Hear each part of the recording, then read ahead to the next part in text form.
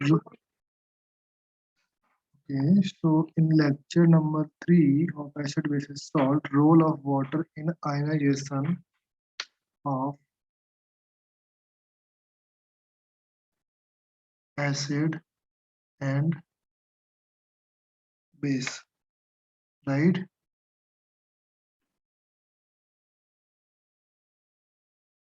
Now, listen everyone. All of you know that अगर मैं बात करूं that substance can act as a acid or base only in presence of water or in aqueous solution, right? जो substance है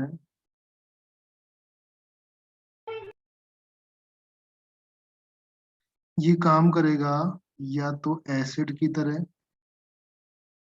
और basis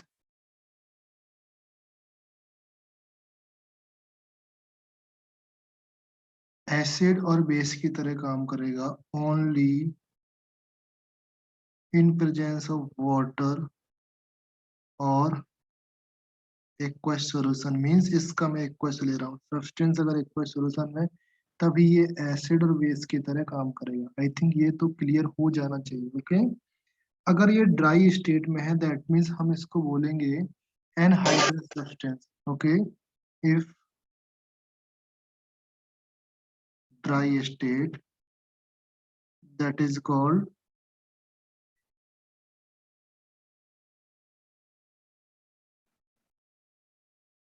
anhydrous state. Okay, and make sure that anhydrous state में ना ये एसिड की तरह काम करेगा ना ये बेस की तरह काम करेगा। समझ गया बेटा? क्लियर है? ओके, सो वाटर का एक्चुअली काम क्या होता है? Water helps in ionization of acid और base by separating the ions. Water आपके आयन सेपरेट करता है। Water helps in separating the ions from the acid और बेस। ओके, तो बेसिकली समझ में आया जो सेपरेटिंग ऑफ आयंस होता है of acid and base, this is known as a dissociation, right? इसी को हम बोलते हैं dissociation, that is known as dissociation.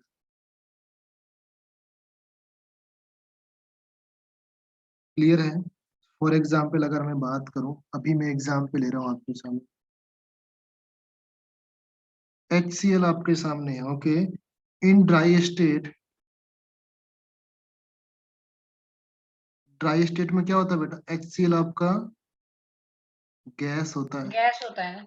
Good, okay, and it is not in the position to give any of H plus ion। इस state में ये H plus ion produce नहीं करेगा, तो we cannot say that कि ये आपका acid होगा, राइट? ओके, तो therefore, हाँ बोलो, therefore इसमें एसिडिक कैरेक्टर नहीं होने वाला। Okay, Yes. Okay,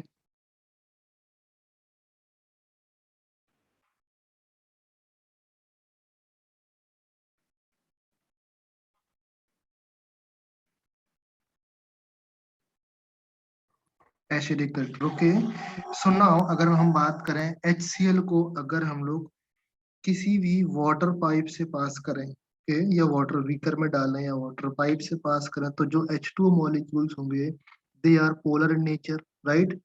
H2O molecules, water के H2O molecules, they are polar in nature, which means that they have partial negative charge and partial positive charge, right? Yeah, due to Okay. electronegativity. Yes, H2O has partial negative charge and partial positive charge due to the electronegativity।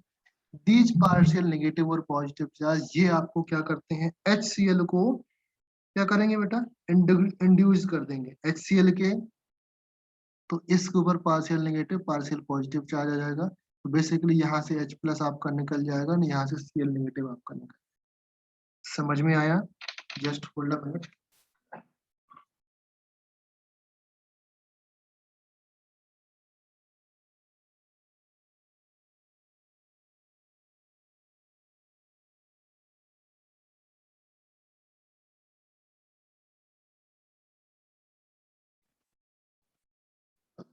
Okay, so clear हुआ, यहाँ तक समझ में आया? तो basically अगर हम बात करें HCl को वाटर में डालेंगे तो अपना जो HCl है, यहाँ पर हम लिख रहे हैं इस तरीके से, HCl प्लस वाटर क्या बनेगा? H positive plus Cl negative, that is called hydrated ion, right?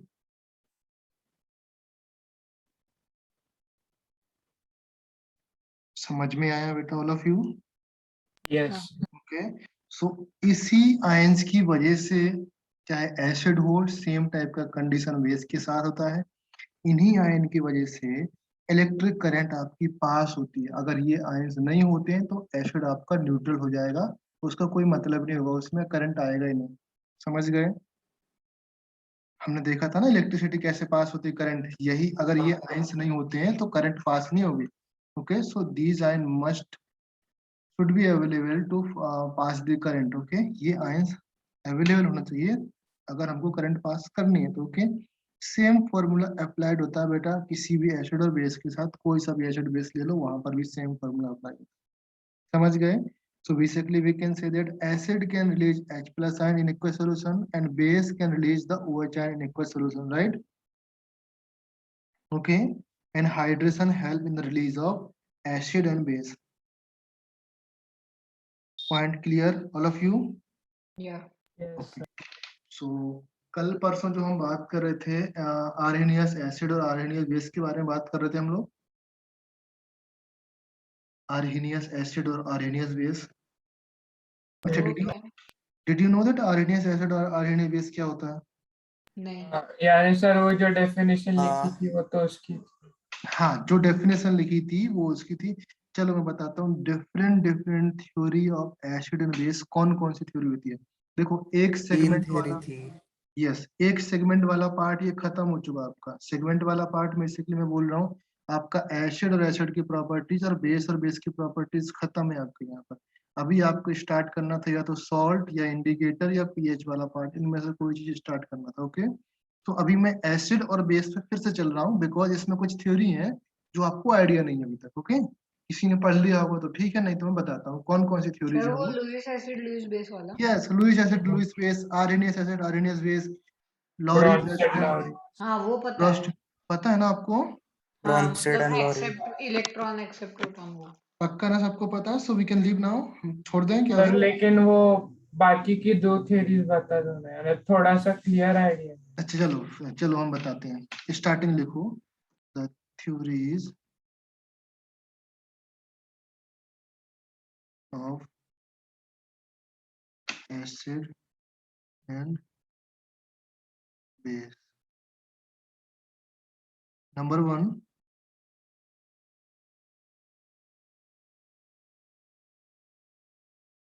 Arrhenius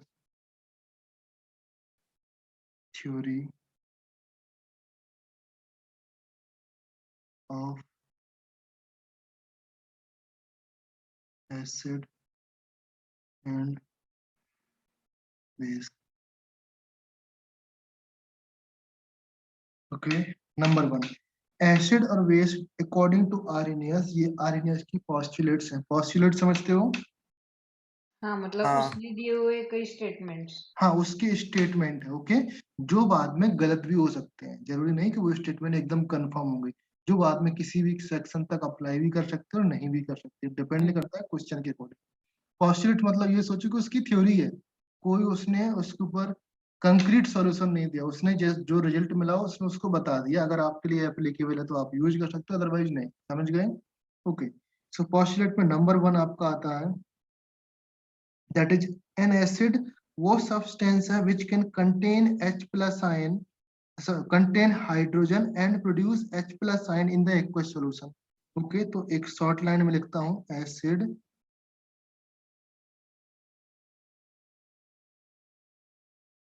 contain hydrogen and produce H plus ion in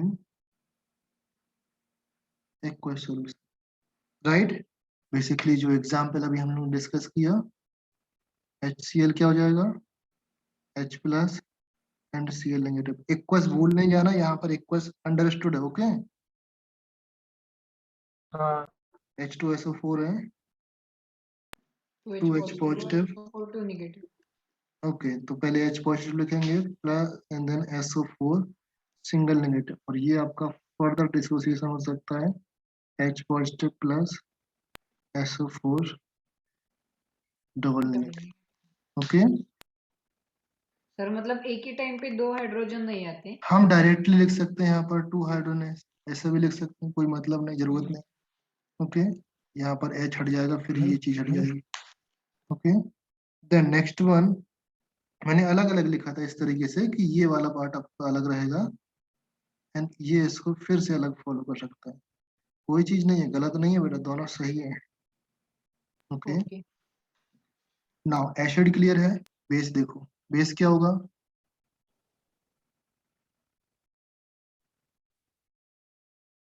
bases which contain OH negative and produce OH, so contain OH and produce OH negative in aqueous solution, okay. So directly हम लिख सकते हैं produce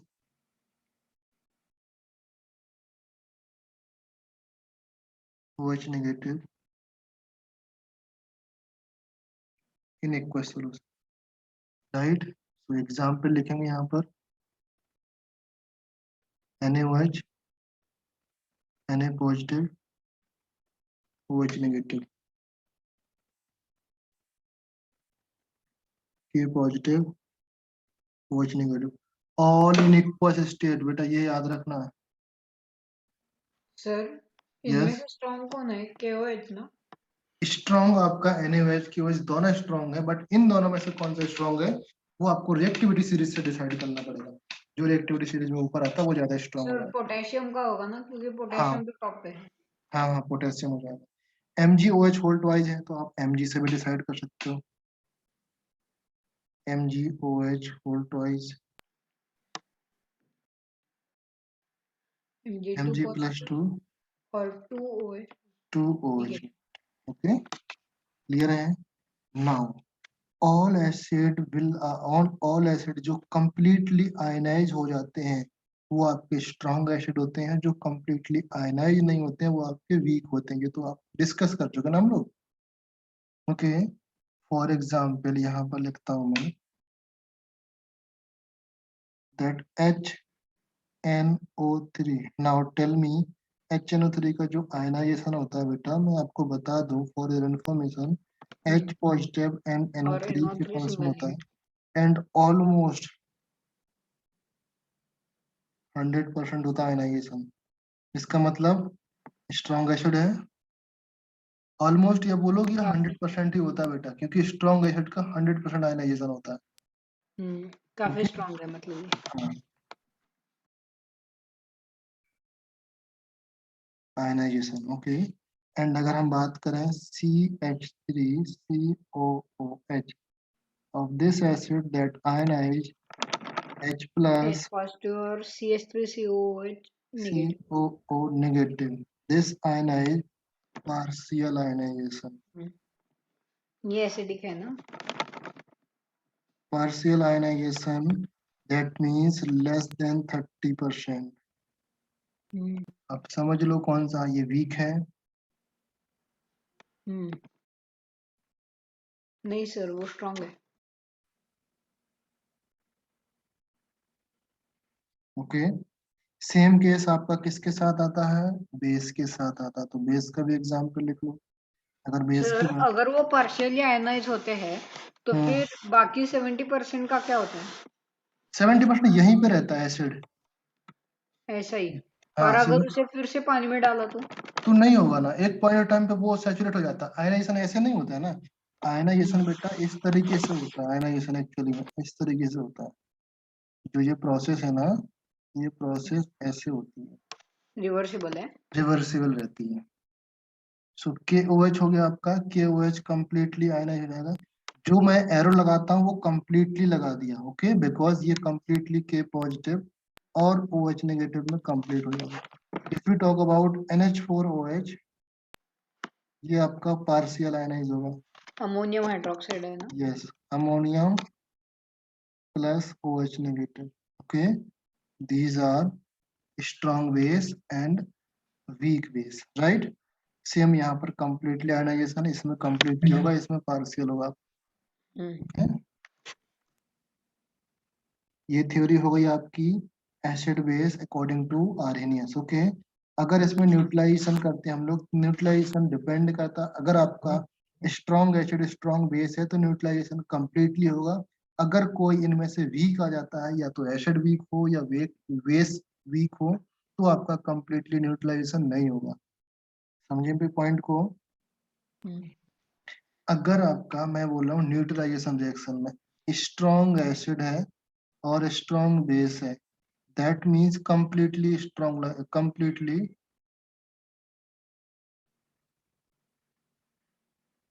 neutralisation हो जाएगा। अगर इनमें से strong acid आ जाए और वीक बेस आ जाए, और वीक एसिड आ गया प्लस स्ट्रॉन्ग बेस आ गया, तब ये कंप्लीटली नहीं होगा। क्या होगा? पार्शियल। या वीक एसिड और वीक बेस आ जाए तो भी आपका पार्शियल होगा। मतलब यहाँ पर थोड़ा चांसेस हैं, जो स्ट्रांग होगा वो खींच के लेके जाएगा, बट दोनों वीक हैं तो इसमें तो चांसेस और कम, मतलब ये तो बहुत ही कम आयनाइज होगा। समझ गए पॉइंट को? ओके, बट देखो बेटा, इसकी कुछ लिमिटेशंस होती हैं। लिमिटेशंस मीन्स ये बहुत सारे, ये उन्हीं को बता पाता है जिसमें H और OH प्रेजेंट रहते हैं। अगर मैं इनकी लिमिटेशन की बात करूं तो आप लोग समझ लो, सुन लो लिमिटेशन क्या क्या होती हैं। अगर आपको लिखना है तो मैं लिख सकता हूँ। लिमिटेशन वो होती हैं, अगर किसी भी स्पीसीज में हाइड्रोजन प्रेजेंट नहीं है, देन ये एबल नहीं है कि वो एसिड या बेस फाइंड नहीं कर सकता। फॉर एग्जाम्पल, चलिए हेडिंग लिखिए लिमिटेशन। हाँ, लिखते हैं।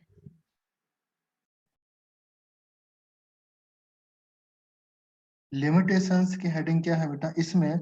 फॉर एग्जाम्पल नंबर 1 अगर बात करें हम लोग, लिमिटेशन, अगर किसी भी एसिड में और बेस में, एसिड हो या बेस हो, H पॉजिटिव और OH नेगेटिव प्रेजेंट नहीं है, not present, that means this is not able to identify कि वो एसिड है या बेस है। ओके, फॉर एग्जाम्पल अगर बात करें हम लोग, टेल मी, कैल्शियम ऑक्साइड आपका, सॉरी कैल्शियम CO2 आपका एसिड है या बेस है? नहीं, आपका नेचर एसिडिक होता है। एसिडिक होता है लेकिन ऐसे कंक्लूड नहीं। हाँ, एसिडिक होता है, बट आरएनएस इसको नहीं बताता कि एसिड है बेस है। ओके, अगर हम बात करें calcium oxide and magnesium oxide, can you tell me ये एसिड है या बेस है? इनका नेचर बेसिक होता है, बट यहाँ पर ना OH है ना यहाँ पर H है, तो आरएनएस नहीं बता सकता कि ये एसिड है या बेस है। Point clear? Okay, now according to Arrhenius ने ये भी नहीं बताया, उसने कि आरएनएस ये बोलता है कि अगर हम लोग कंप्लीटली आयनाइजेशन करेंगे तो यहाँ पर क्या बनेगा बेटा? सॉल्ट और सॉल्ट वाटर। प्लस वाटर बनता है, ये बताया था आरएनएस ने। तो सेकंड पॉइंट यहाँ पर ये है, जरूरी नहीं है कि आपका एसिड और बेस हो तो सॉल्ट प्लस वाटर बने। लेट से हम ले लेते हैं, आपका एक CO2 ले लिया मैंने और कैल्शियम ऑक्साइड ले लिया, ये तो आपका एसिडिक है, ये आपका बेसिक है। क्या यहाँ पर सॉल्ट प्लस वाटर बनेगा? नहीं नहीं। ओनली सॉल्ट बन रहा है, तो ये भी एक लिमिटेशन थी उसकी। ओके, सो लेट, उसने ये बताया। फिर बाद में एक मोस्ट इम्पोर्टेंट स्टडी बाद में, सर, हाँ लेकिन उसने क्या बताया था, एक एसिड और हाँ, एक बेस, हम्म, जब वो रिएक्ट होंगे तब न्यूट्रलाइजेशन रिएक्शन आएगा ना। तो लेकिन ये CO2 एसिड नहीं है, एसिडिक बिहेवियर दिखा रहा है। अच्छा ये बताओ मुझे, जब कोई एसिडिक नहीं होगा तो एसिडिक बिहेवियर कैसे दिखाएगा? HCl गैस है, लेट से मैंने लिख दिया हाँ। HCl है, क्या HCl गैस है, ये एसिडिक बिहेवियर दिखाएगा? नहीं दिखाएगा। ये तो फॉर्मूले से भी लग रहा है कि आपका एसिड है, फिर भी एसिडिक बिहेवियर नहीं शो कर रहा। हम्म। समझिए, एसिडिक हम कैसे फाइंड करते हैं? अगर वाटर में डालने के बाद आयन कंक्लूड होता है तो हम लोग एसिड डिफाइन कर सकते हैं। ओके, हम्म, तो उसका नेचर आपका एसिडिक होता है CO2 का। मोस्टली जो नॉन मेटल्स होती हैं उनका ऑक्साइड आपका एसिडिक होता है, नॉन मेटल्स, और मेटल का ऑक्साइड बेसिक होता है। बेसिक होता है का। So now third point and that is most important point, Arrhenius ने बोला कि H जो आपका सॉल्यूशन होगा, सॉल्यूशन हैव रिवील दैट कि सॉल्यूशन में H पॉजिटिव एग्जिस्ट करते हैं, यही बोला ना आर्यनियस ने, H पॉजिटिव एग्जिस्ट करते हैं ना। बट जब आपका लेटर स्टडी हुआ, बहुत सारे स्टडीज पब्लिश हुआ, तब बाद में पता लगा कि H+ तो कुछ होता ही नहीं है, जो एग्जिस्ट करता है that is H3O hydrogen. Positive exist करता है, ये एग्जिस्ट करता है। तो उसकी थ्योरी कंप्लीटली बर्बाद हो गया, इतना पढ़ा लिखा उसका, समझे? मतलब उसका कोई भी पॉइंट काम का नहीं आया। हाँ, उसके यूज इस काम के हम पता लगा सकते हैं कि ऐसा है, बट हम लोग बोल नहीं सकते कि हाँ एक्चुअली में ऐसा ही होगा। उसके कंसेप्ट हम सब जगह अप्लाई नहीं कर सकते, बट कुछ जगह उसके कंसेप्ट से हम यूज और उसका क्या है, किस तरीके से यूज, वो लगा सकते हैं। समझ गए तीनों लिमिटेशन? क्लियर? ओके, हाँ सर, नेक्स्ट। क्लियर है, लेकिन हाँ, मुझे एक डाउट है। अगर बोल। आपके सामने कोई एक कंपाउंड रखा हम्म। ऐसे ही रैंडम, तो फिर वो देखते कैसे है कि वो कौन सा है? क्या एसिड है बेसिक है? नहीं नहीं, मतलब हम्म। उस कंपाउंड में कौन से मेटल है, नॉन मेटल है, एलिमेंट है वो? अच्छा, सपोज हमारे सामने टेबल पे कंपाउंड रखा, कैसे देखेंगे? यही बोल रहे हैं ना? हाँ, तो व्हाइट उस कलर का कुछ तो रखा है, एक मैग्नीशियम ऑक्साइड रखा, लेकिन हम्म उसको पता नहीं है कि वो क्या है, तो फिर वो हम्म देखेगा कैसे कि उसमें क्या क्या है? तो एक्सपेरिमेंट और टेस्ट नाम की चीज होती है। टेस्ट होते हैं, एक्सपेरिमेंट होते हैं, उसके लिए आपके लैब में टेस्ट कराए जाते हैं, एक्सपेरिमेंट कराए जाते हैं। जो आपके 11th 12th और इसके बाद जो जब कॉलेज फर्स्ट ईयर में होता है तब आपके टेस्ट कराए जाते हैं। मोस्ट प्रोबेबली आपके 12th में एक्सपेरिमेंट होते हैं, और फिर आप जब बीटेक करने जाओगे तो या कोई नीट करोगे तो वहां पर फर्स्ट ईयर में, आपके सेकंड ईयर में एक्सपेरिमेंट होते हैं। एक्सपेरिमेंट होते हैं कि अगर आपके सामने कोई सब्सटेंस है, इस कलर का है या इस कलर का है, तो प्राइमरीली स्टेप क्या होते हैं उसको आइडेंटिफाई करने के लिए? 3 स्टेप में रिएक्शंस होती है, नंबर 1, नंबर 2, नंबर 3। पहला हम लोग आइडेंटिफाई करते हैं कि इसकी प्रॉपर्टीज क्या है। सेकंड में उस प्रॉपर्टीज को हम लोग कंफर्म करते हैं। थर्ड में हम कंक्लूड कर सकते हैं कि ये वही चीज है जो हमने बनाया है, ये जो हम हम्म। बताया। समझ गए? तो फर्स्ट में हमको हाँ आइडेंटिफाई करना पड़ता है, उसके लिए कुछ रिएजेंट होते हैं आपके सामने टेबल पे। तो घर पे कुछ होगा नहीं ना अपने पास रिएजेंट वगैरह, कि हाँ, किस नहीं। तरीके से हम उसको आइडेंटिफाई कर पाएंगे। तो लेट्स से लैब में है, हम लोग लैब में हमारे पास प्रोडक्ट दिया है, तो उस व्हाइट कलर के सब्सटेंस में हम और क्या चीज ऐड करके हम पता लगा सकते हैं? पहले तो स्मेल करेंगे, प्राइमरीली इन्वेस्टिगेशन होता है, जैसे हम कोई केस हमको फंस जाता है तो इन्वेस्टिगेशन करते हैं, पहले स्मेल हाँ करेंगे। स्मेल से नहीं आता है तो किसी भी दूसरे रिएक्टेंट के साथ रिएक्शन कराएंगे, लिटमस पेपर से भी देखेंगे। बहुत सारे एक्सपेरिमेंट करने के बाद फिर प्राइमरी फर्स्ट कंक्लूजन आएगा कि हाँ ये चीज हो सकती है। फिर सेकंड पॉइंट पे आपके 2-3 पॉइंट बन जाएंगे कंफर्म होकर के, या तो ये होगा हाँ, या ये होगा या ये होगा। इस सेकंड पॉइंट से आपका फिल्टर होकर एक पॉइंट आ जाएगा थर्ड वाला, जिसको आप यही है। कंफर्मेटली बोल सकते हो कि यही वाला प्रोडक्ट जो हमने लिया था वो ये है। हाँ ये हम लैब से बता सकते हैं, घर पे देख के नहीं हाँ बता सर, सकते। क्योंकि हमारे मतलब पास कार्बन के तो कितने भी बनते हैं ना कंपाउंड। घर पे तो हम शुगर और नमक सॉल्ट में नहीं बता सकते बेटा, बिना टेस्ट किए। दोनों को अगर बारीक पीस के रख दिया जाए आपके सामने, एक एक हाँ स्पून करके, तो आप नहीं बता सकते जब तक कि उसको टेस्ट ना करें।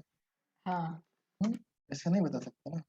सो चलिए, नेक्स्ट वन है आपका Lowry Bronsted theory of acid and base, या ब्रोस्टेन लॉरी बोल सकते हो, लॉरी ब्रोस्टेन एक ही चीज है।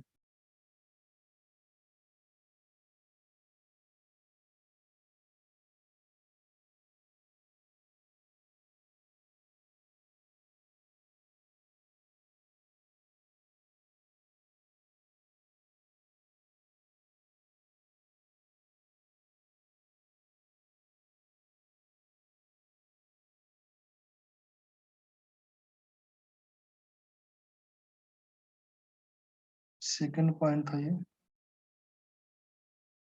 इसमें क्या होता है बेटा, देखो ये थ्योरी अगर हम लोग थोड़ा सा हिस्ट्री जाने तो वो 1923 की बात है। एक ब्रोस्टन साइंटिस्ट थे, एक लॉरी साइंटिस्ट थे, इन इन दोनों ने इंडिपेंडेंटली प्रपोज किया था, अलग अलग तरीके से, ब्रॉडर कॉन्सेप्ट की एसिड और बेस के बारे में। ओके, दोनों एक साथ नहीं कर रहे थे, अलग अलग कर रहे थे। और इन्होंने सिर्फ आर्हेनियस को गलत करने के लिए सब एक्सपेरिमेंट कर रहे थे ये लोग, यार इस गलत कैसे हो सकता है? तो इन दोनों ने बोला कि एसिड वो नहीं है कि जो H प्लस देता है, क्योंकि ये अकॉर्डिंग टू ये थ्योरी सामने आ गई ना, तो उसने बोला एसिड वो है जो प्रोटॉन डोनर होता है। क्या बोला एसिड के बारे में? Acid proton donor, protons donor, या जो प्रोटॉन डोनेट करते हैं। कोई भी सब्सटेंस हो सकता है, अगर वो प्रोटॉन दे सकता है तो वो हम लोग एसिड बोलेंगे हम लोग। क्लियर है? तो उसने बोला अभी H पॉजिटिव को तो आप प्रोटॉन ही मानते हो ना? ओके, बिकॉज इसमें न्यूट्रॉन नहीं है, इलेक्ट्रॉन भी नहीं है। ओके, तो ये प्रोटॉन ही है। तो बेसिकली एग्जाम्पल में भी उसने HCl ही लिया कि HCl है हमारे पास, और HCl से जब हम प्रोटॉन निकाल देते हैं तो आपके सामने Cl नेगेटिव बचता है। तो ये वाला पार्ट आपका एसिड है। समझ में आया? सेम आपका बेस, बेस उसने बोला जो प्रोटॉन एक्सेप्ट करता है, accept proton from any other proton donor, या हम लोग प्रोटॉन इस तरीके से लिख लो इसको,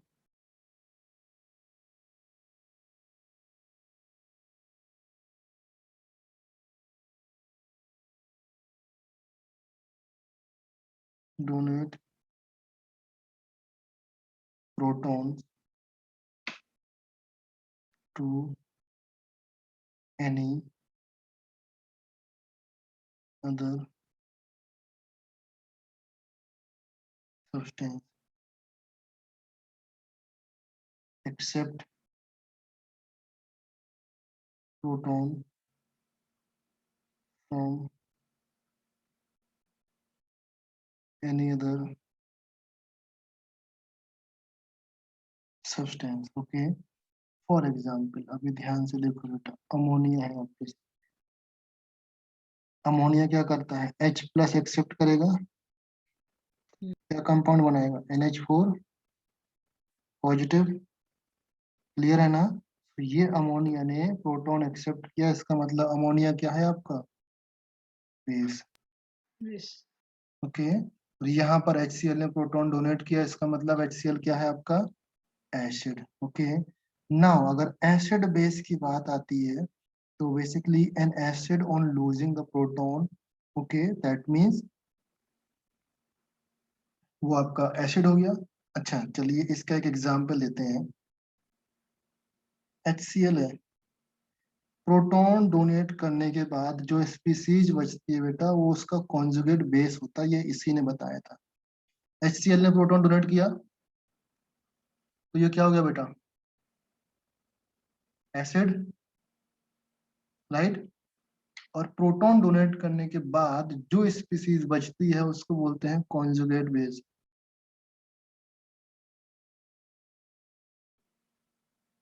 आइडिया है या नहीं है? नहीं। नहीं आइडिया? ये एसिड है, एसिड ने प्रोटॉन डोनेट किया, प्रोटॉन डोनेट करने के बाद जो स्पीसीज बचती है ये कॉन्जुगेट बेस किसका है? इस एसिड का कॉन्जुगेट बेस है। समझे? मतलब ये बेस है। यस, ये बेस है आपका,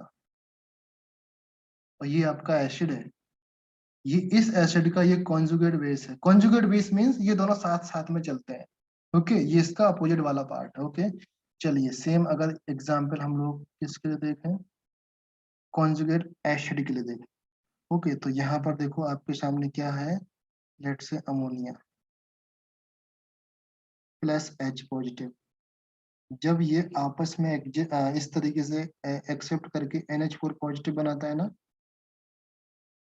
तो जिसने अमोनिया अमोनिया ने एक्सेप्ट किया ना H प्लस, तो ये क्या हो गया बेटा? बेस। एक्सेप्ट करने के बाद जो स्पीसीज बनती है ये क्या हो जाती है? Conjugate acid. अच्छा। पॉइंट समझ में आया? पहले आपकी जो स्पीसीज रहती है वो अगर एक्सेप्ट कर रही है, डोनेट कर रही है, उस पर डिपेंड कर रहा है। यहाँ से H प्लस निकल रहा था, तो निकलने के बाद जो साथ में बनता है वो कॉन्जुगेट बेस हो जाएगा। समझे? और अगर H प्लस ये एक्सेप्ट कर रहा है तो एक्सेप्ट करने के बाद जो चीज बनती है वो कॉन्जुगेट एसिड हो जाएगी और ये आपका बेस है ही। तो बताओ इसमें से कौन सी चीज फाइंड करने में डिफिकल्टीज हो रही है तुम्हें, कॉन्जुगेट एसिड या कॉन्जुगेट बेस या नॉर्मल एसिड नॉर्मल बेस? मतलब इजी है ना? इजी है पक्का? चलिए, हाँ। अगर मैं according to this neutralisation reaction लिखूं, इसी के अकॉर्डिंग, इसी साइंटिस्ट के अकॉर्डिंग, हम्म।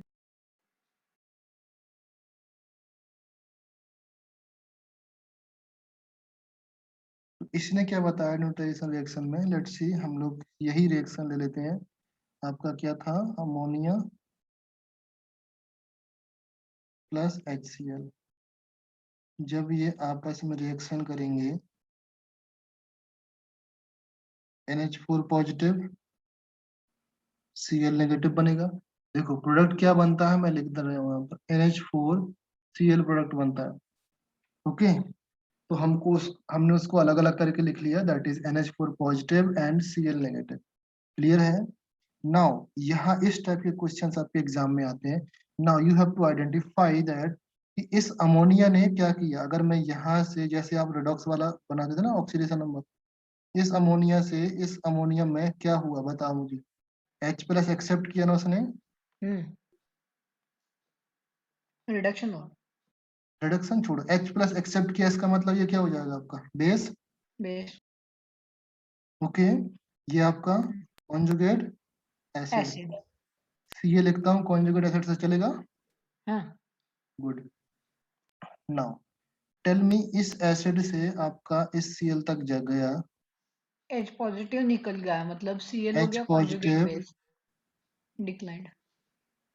डोनेट हुआ इसका। ओके, H पॉजिटिव निकला, इसका मतलब क्या हुआ बेटा, ये this is conjugate conjugate base. Base and this one acid. ये आपके एग्जाम में क्वेश्चंस आते हैं, आपको रिएक्शन लिखी रहती है, उसमें conjugate acid conjugate base find करना पड़ता है। Point clear? नाउ अभी इसकी भी कुछ मेरिट्स और डिमेरिट्स थी। मतलब मेरिट्स क्या थी कि यहाँ पर एसिडिक नेचर और सब्सटेंस गैस फेज में भी पता लगा सकते हैं हम लोग, समझे? गैस फेज में होता है तो उसको हम पता लगा सकते हैं कि ये एसिडिक की तरह बिहेव करेगा या बेसिक की तरह बिहेव करेगा। बेसिकली आरएनएस वाले टर्म्स को कुछ इन लोगों ने रिजॉल्व कर दिया। ओके, बट सारी चीजें नहीं रिजॉल्व की, क्योंकि लिमिटेशन यहाँ भी है। अभी भी इन्होंने SO2 और CO2 का एसिडिक कैरेक्टर नहीं बताया। मतलब जिनमें H नहीं है उनके बारे में वो कुछ कमेंट नहीं कर पाए। कमेंट ही नहीं कर पाए। ओके, सो यहाँ पर आपकी लिमिटेशंस फिर से लिख सकते हैं। अच्छा, इसके मैं बोलूँ, इस ब्रॉस्टेन लॉरी की एटलीस्ट 2 मेरिट्स बताओ मुझे, 2 मेरिट्स, अच्छे पॉइंट्स बताओ, तब तक मैं यहाँ पर पॉइंट लिखता हूँ। They introduced the concept of means conjugate acids and conjugate base. उससे क्या फायदा हुआ हमारा? सर मतलब सॉल्ट कैसे बनेंगे, न्यूट्रलाइजेशन रिएक्शन कैसे आएगा, यस, वो समझ में आया। Very good. Okay, next one. So basically they introduced the concept of conjugate acid and proton. conjugate base। Okay, जो आरएनएस ने नहीं बताया था, जो हमारे सॉल्ट को बनाने के लिए काम आता है, right? And they also introduce that the basic nature of substance which do not have OH negative. क्या अमोनिया के पास OH नेगेटिव था? नहीं। नहीं था ना, फिर भी उन लोगों ने बताया कि अमोनिया बेस है, समझे ना? They also introduce a concept which do not has OH negative could also be explained by this method or by this protonic theory. concept, right? तो ये पॉइंट याद रहेगा, लिख नहीं रहा हूं मैं, याद किए रहना। ओके, इसलिए मैंने अमोनिया का एग्जांपल दिया आपके सामने। इन लोगों ने भी आपका हाइड्रोजन कंटेंट नहीं है तो इन लोगों ने भी CO2 और SO2 का एक्सप्लेन बोल नहीं। नहीं पाए। ओके, नाउ अगर हम बात करें, this theory mainly involve only proton transfer, proton donation पर ही इन्वॉल्व है। ओके, तो बेसिकली, प्रोटॉन के आजू बाजू घूम रहे। हाँ, सो प्रोटॉन के आजू बाजू है। So basically we can not say absolute acidity and basicity of the substance, only protons पर ही घूम रही है ये थ्योरी। ओके, प्रोटॉन के अलावा इन लोगों ने कुछ नहीं कहा। Can not give absolute acidity और बेसिस बेसिसिटी ऑफ सब्सटेंस, ये उन्होंने कुछ नहीं बताया। कंफर्म है? 2 पॉइंट काफी हो गए, एक्सप्लेन कर देना इसको बड़ा बड़ा सा लिख के। Okay, now third one, the theory called Lewis theory of acid and base. I think ये तो पढ़ा होगा ना? हाँ क्या होता जरा बताओ। लुईस डॉट स्ट्रक्चर नहीं पूछ रहा हूं मैं।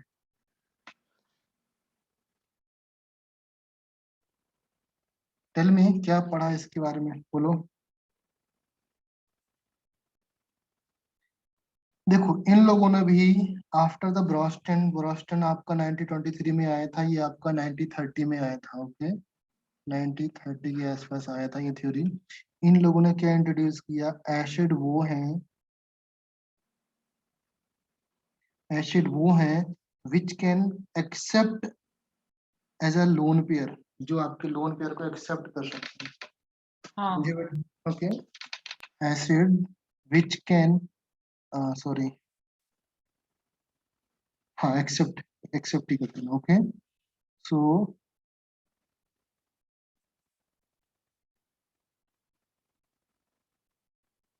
which can act as an electron acceptor। Okay, the molecules हो या आयंस हो, कोई भी चीज हो यहाँ पर जिसके पास इलेक्ट्रॉन की कमी है या इलेक्ट्रॉन एक्सेप्ट करने की टेंडेंसी रखता है, वो एसिड है। राइट? अच्छा, एग्जाम्पल के लिए मैंने लिखा आपका BF3। चलो BF3, पहले पहले ये लिखो H+ है, क्या ये इलेक्ट्रॉन एक्सेप्ट करने की टेंडेंसी रखता है? हाँ ओके, तो ये आपका एसिड है। BF3 ये एसिड है या बेस है? अगर सर BF3 ये का तो हम, ऐसे सॉल्ट होना चाहिए ना क्यों सॉल्ट होना चाहिए? अगर सर, हम लोग क्योंकि जो देखेंगे, मेटल के जब आयनिक कंपाउंड बनते हैं तो वो जनरली सॉल्ट होते हैं ना, मतलब NaCl NgCl2 वगैरह। उसको भी एक्सप्लेन कर लेते हैं। पहले ये देखो, बोरॉन का जो शेयरिंग होती है ना, इस कंपाउंड, ये काफी ज्यादा इंपॉर्टेंट कंपाउंड है इनऑर्गेनिक केमिस्ट्री में, तो इसको स्टार मार्क करके रखे ना आप लोग। कहीं पर आपको BF3 देखो, उसकी सारी प्रॉपर्टीज गेन करने का ट्राई करना। आपका जेई में बहुत आता है बेटा इसके क्वेश्चन, कोई भी ऐसा ईयर नहीं है जिस एक BF3 के ऊपर क्वेश्चन ना आया हो। समझ गए? काफी इंपॉर्टेंट ओके कंपाउंड। तो यहाँ पर देखो BF3 आपका कोऑर्डिनेट बॉन्ड बना रहा, ये कोवेलेंट बॉन्ड बना रहा, सॉरी, कोवेलेंट बॉन्ड बना रहा ना। सर, इसे तो मतलब आयनिक शेयरिंग भी कर सकता था ना। आयनिक शेयरिंग नहीं करता ना, बात तो यही है, इसलिए तो ये अलग दिखाता है, इसलिए तो ये सॉल्ट नहीं है। हाँ आयनिक शेयरिंग नहीं करता ना ये, बोरॉन इसलिए नहीं करता बिकॉज इसकी साइज बहुत छोटी होती है, आयनिक शेयरिंग नहीं करता। ओनली कोवेलेंट हाँ बॉन्ड बनाता है, only and only covalent bond बनाता है। कौन? बोरॉन। बोरॉन। फ्लोरीन बना सकता है दोनों की हाँ, फ्लोरीन तो बनाता ही है। तरफ, बोरॉन सिर्फ कोवेलेंट बॉन्ड बनाता है। तो बोरॉन यहाँ पर बॉन्ड बनाया, यहाँ पर कितने इलेक्ट्रॉन है बोरॉन के ऑक्टेट में, देखो।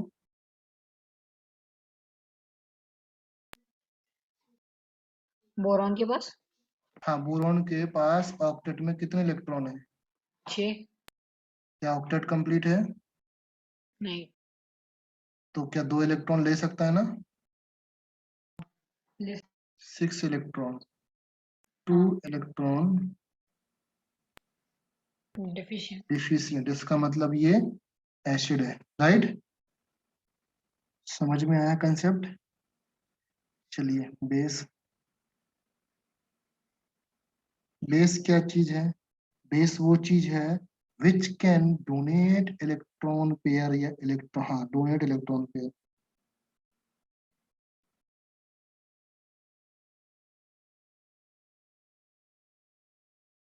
Electron pair donor.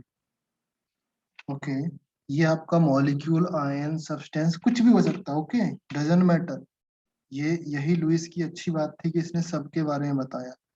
यहाँ पर एग्जाम्पल देखो, now tell me OH negative है, क्या इसके पास लोन पेयर ये दे सकता है? हाँ देगा ना। नेगेटिव दे सकता है ना। And similarly if we talk about ammonia, ammonia के पास लोन पेयर है, दे सकता है। ओके, सो ये आपके क्या हो जाएंगे? बेस हो जाएंगे। जिनके पास लोन पेयर है, लोन पेयर देके बेस बना सकते हैं। नाउ थर्ड वन अगर बात करें, एसिड और बेस न्यूट्रलाइजेशन की बात करें, इसने भी न्यूट्रलाइजेशन की बात कर ली है, तो हम लोग कर लेते हैं।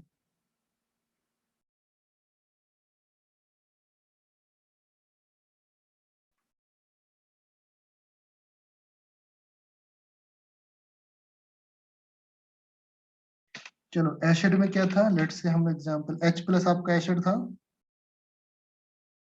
H+ एसिड था ना, और आपका अमोनिया जो NH3 था वो आपका बेस था। दोनों रिएक्शन करके कंपाउंड क्या बनाते हैं? कंपाउंड बनाएंगे H+। अमोनिया ने अपने लोन पेयर किसको दे दिए? इसको दे दिए। और जब लोन पेयर देगा तो इसके ऊपर आ जाएगा पॉजिटिव चार्ज, और ये पॉजिटिव चार्ज खत्म हो जाएगा, तो टोटल कंपाउंड क्या बनेगा? NH4 positive. इसका मतलब this is acid and this is base. समझ में आया बेटा? क्लियर है? हाँ ओके। इस सर। एरो, हाँ सर एक मैंने वर्ड रीड किया था, इलेक्ट्रोफाइल और न्यूक्लियोफाइल, हाँ हाँ हाँ, तो क्या है वो? इलेक्ट्रोफाइल और न्यूक्लियोफाइल। अच्छा, आपको क्या समझ में आ रहा है इलेक्ट्रोफाइल और न्यूक्लियोफाइल से? नहीं सर, समझ में नहीं आया। मतलब कुछ तो वर्ड का मीनिंग समझ में आया। इलेक्ट्रोफाइल मतलब क्या होता इलेक्ट्रॉन से कुछ तो रिलेटेड है। है? यस, इलेक्ट्रॉन से रिलेटेड है। इसका मतलब होता है इलेक्ट्रोफाइल, मतलब होता है लवर, मतलब इलेक्ट्रॉन लवर, जिसके पास इलेक्ट्रॉन की डिफिशियंसी है, इलेक्ट्रॉन ठीक है। उसको चाहिए। समझिए? हम्म, जैसे वो इलेक्ट्रोफाइल आपका वो सब्सटेंस और मॉलिक्यूल और आयन हो सकता है जिसके पास इलेक्ट्रॉन डिफिशियंसी है, मतलब उसको इलेक्ट्रॉन चाहिए, वो इलेक्ट्रॉन लवर है, वो इलेक्ट्रॉन हाँ चाहता है कि उसे इलेक्ट्रॉन मिल जाए कहीं से। फाइल मतलब होता है लवर, इलेक्ट्रोफाइल मतलब इलेक्ट्रॉन लवर, न्यूक्लियोफाइल मतलब न्यूक्लियस लवर। और न्यूक्लियस में क्या होता है बेटा? न्यूक्लियर में तो पॉजिटिव प्रोटॉन। चार्ज होता है ना, प्रोटॉन्स, तो वो उसको न्यूक्लियोफाइल को हम लोग प्रोटॉन लवर बोल सकते हैं। राइट, हम्म, ये वो चीज है। मतलब उसके पास इलेक्ट्रॉन ज्यादा है। इसके पास इलेक्ट्रॉन ज्यादा होने की बात नहीं कर रहा हूँ, मैं बोल रहा हूँ इलेक्ट्रोफाइल मतलब इलेक्ट्रॉन चाहने वाला। इलेक्ट्रॉन कौन चाहेगा? जिसके पास डिफिशियंसी है ना। अगर उसके हम्म, पास कंप्लीट इलेक्ट्रॉन हो जाएंगे तो वो क्यों इलेक्ट्रोफाइल बनेगा? नहीं सर, जिसके पास इलेक्ट्रॉन ज्यादा है वो न्यूक्लियोफाइल होगा ना। ऐसा क्यों क्यों बोला कि इलेक्ट्रॉन ज्यादा है तो न्यूक्लियोफाइल होगा? सर न्यूक्लियोफाइल के लिए मतलब वो लूज करने का ट्राई करेगा ना, ऑक्टेट। तो हमको इलेक्ट्रॉन से मतलब ही नहीं है। न्यूक्लियोफाइल का मतलब है वो न्यूक्लियस लवर होना चाहिए, उसके पास पॉजिटिव चार्ज होना चाहिए, हम्म, पॉजिटिव चार्ज देने की टेंडेंसी में हो। समझे? हम्म, तो यहाँ तक clear? So basically we can say that the theory that could explain acidic nature and basic nature as well as, okay, but this is also, इसकी भी कुछ limitations हैं। कौन कौन सी limitations है बताओ बेटा? सर मतलब वो नोबल गैसेस के बारे में बता नहीं पाए। This theory basically is theory that failed to explain acidic and basic nature of general acid और base। जो जनरल एसिड और बेस होते हैं उनके बारे में तो कुछ बता ही नहीं पाया ये। जनरल एसिड और बेस होते हैं उनके बारे में कुछ नहीं बता पाया। चलो लेट से मैंने लिख दिया HCl है, यहाँ पर कोई डिफिशियंसी दिख रही है इसके बारे में? नहीं। तो इसके बारे में उसने कुछ नहीं बता, जो एक्चुअली में एसिड है उसके बारे में बताया नहीं, दुनिया की चीजें बता रहा है ये। समझे ना पॉइंट?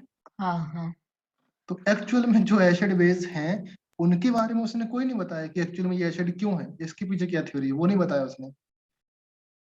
उसने ये बताया कि अमोनिया एसिड, अमोनिया बेस है तुम्हारा, तो हम तो अमोनिया के बारे में जानना भी नहीं चाहते थे, अगर आपको पता लग गया तो अच्छी बात है, बट जो एक्चुअल में एसिड बेस है उनके बारे में भी तो कुछ बताओ। तो लुइस ने एक्स्ट्रा काम कर दिया सिवाय अपने होमवर्क करने की वजह से, समझे, हाँ, दूसरे पे मतलब काम कर काम दिया। का था वो बताया नहीं, बाकी हाँ का बताया बताया। नहीं, बाकी कुछ एडिशनल इन्फॉर्मेशन लेके आए जो कि हालांकि सही है, बट उसमें मार्क्स नहीं मिलेंगे उसको, समझे ना।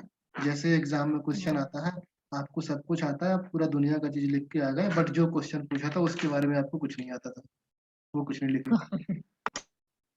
ओके, सो ये आपका हो गया लुईस एसिड बेस।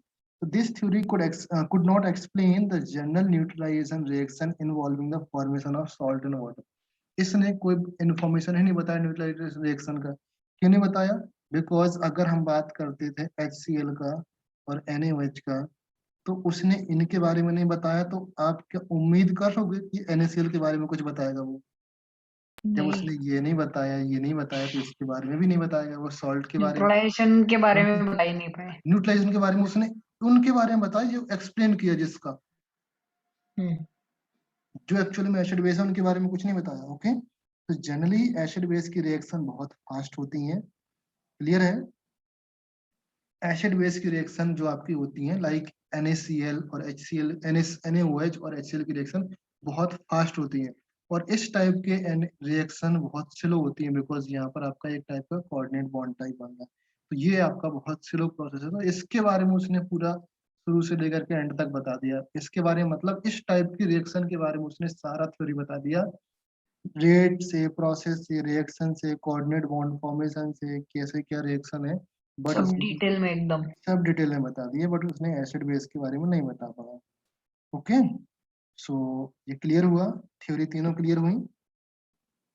ओके, हाँ, तो अच्छा, before going to start new चीज, मैं आपका एक चीज नहीं बता पाया कि जो आपके एसिड और बेस का क्लासिफिकेशन था ना आपका एसिड और बेस का।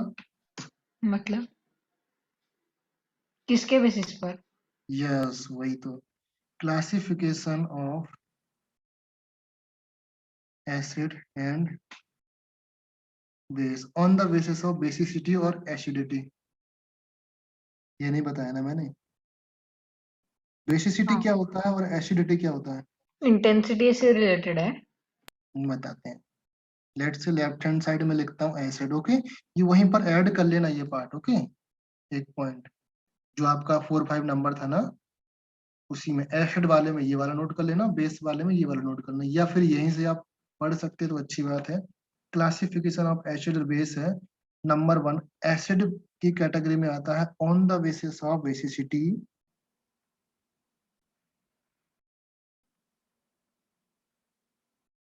on the basis on of basicity. याद रखना एसिड के केस में बेसिसिटी होता है, ओके, एंड इसमें आता है on the basis of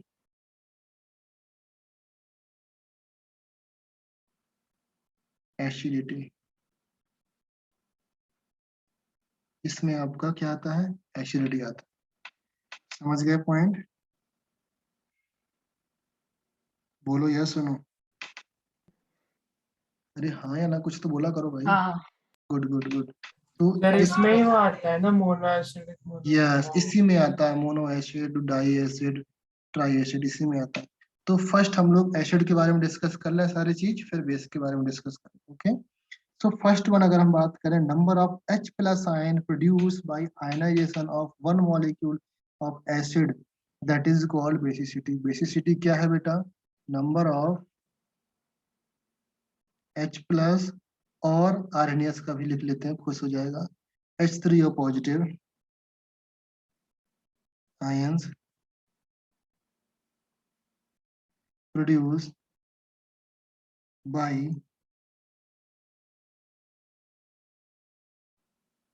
one molecule, moles नहीं बोल रहा हूँ, वन मॉलिक्यूल बोल रहा हूँ, one molecule hmm, of an acid in aqueous solution. Same चीज यहाँ पर लिख लोगे आप, बट यहाँ पर क्या करोगे आप, OH नेगेटिव, और एसिड की जगह बेस करोगे। ओके, तो on the basis of these यहाँ पर 3 कैटेगरी में या 4 कैटेगरी में डिवाइड किया, बेसिकली 3 में डिवाइड किया। नंबर 1 आता है monobasic acid. Monobasic acid, then tell me what do you mean by monobasic? Monobasic acid का मीनिंग क्या है? That means the acid which dissociate in aqueous solution to produce only one H plus ion. That produce only one H plus ion. फिर dibasic में H2SO4 आएगा। Yes, produce only one H plus ion. याद रहेगा? तो इसके example क्या हो जाएंगे? HCl है, HNO3 है, HCl, CH3COOH। HNO3, HBr, हाँ, HI भी हो जाएगा, CH3COOH भी हो जाएगा आपका। ये किस तरीके से प्रोड्यूस करता है? इस तरीके से प्रोड्यूस करता है, CH3COO negative plus H positive, right? Sir और अगर इनको कंबाइन किया तो फिर से CH3COOH बन यस, सकता है। ये बनता ही है, मतलब ये रिएक्शन ऐसे होती है, ये रिएक्शन कंप्लीटली इस तरफ नहीं जाती है और ना कंप्लीटली इस तरफ जाती है, तो आपका ये भी रहता है और ये भी रहता है कभी सॉल्यूशन, कभी इधर और कभी कभी उधर। कभी कभी उधर। तो ये हो गया। नेक्स्ट आपका बी पार्ट है, दैट इज क्या होगा बेटा? Dash di dibasic acid. Acid.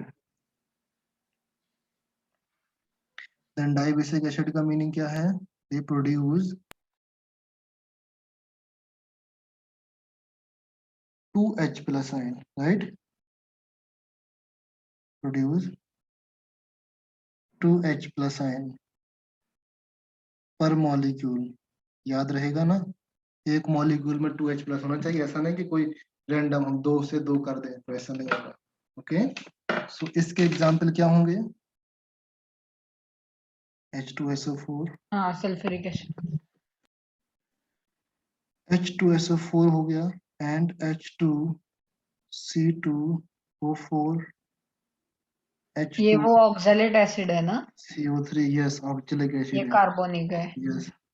Actually में होता क्या है, जो हमने बताया ना, इसमें 2 स्टेप रिएक्शन होती है। फर्स्ट आपका H2SO4 होता था ना, किसमें जाएगा ये? हाँ, वो आपने बताया था वैसे, पहले यस, H पॉजिटिव रिएक्शन और SO4 वाटर के निगेटिव। साथ रिएक्शन करेगा तो H3O पॉजिटिव बनेगा प्लस HSO4 नेगेटिव बनेगा। Okay, and this HSO4 negative further solution में जो प्रेजेंट वाटर है उससे रिएक्शन करेगा, देन फिर से H3O पॉजिटिव फॉर्म करेगा, एंड यहाँ पर आपका SO4 डबल नेगेटिव फॉर्म करेगा। समझिए, एक का बता दिए, बाकी भी लिख सकते हो। Now third one is the tribasic acid. Produces 3H positive per molecule. Yes, tribasic acid. उस दिन याद नहीं रहा मेरे को बताने के लिए, बाकी तो शायद कंसंट्रेशन बता दिया था, वोलेटिलिटी बता दिया था, ये सारी बता दी थी ना। ओके, तो यहाँ पर 3H प्लस आयन पर मॉलिक्यूल प्रोड्यूस होगा, और एग्जाम्पल की बात करेंगे तो आपके सामने H3PO4 है। H3PO4 आएगा। ओके, ये किस तरीके से रिएक्शन करता है H3PO4? चलिए, H3PO4 आपका वाटर के साथ रिएक्शन करेगा, क्या फॉर्म करेगा? H3O positive plus H2PO4 single negative, and then H2PO4 single negative, फिर से वाटर के साथ रिएक्शन करेगा, फिर से ये बनाएगा, एंड साथ में यहाँ पर HPO4 डबल नेगेटिव, फिर से एक एंड बार दिस करेगा। HPO4 डबल नेगेटिव, फिर से रिएक्शन करेगा, फिर से ये फॉर्म करेगा, and PO4 triple negative, right? तो ये आपका एसिड वाला पार्ट क्लियर है। ओके, सर और कोई एग्जांपल्स है क्या ट्राइबेसिक वाले?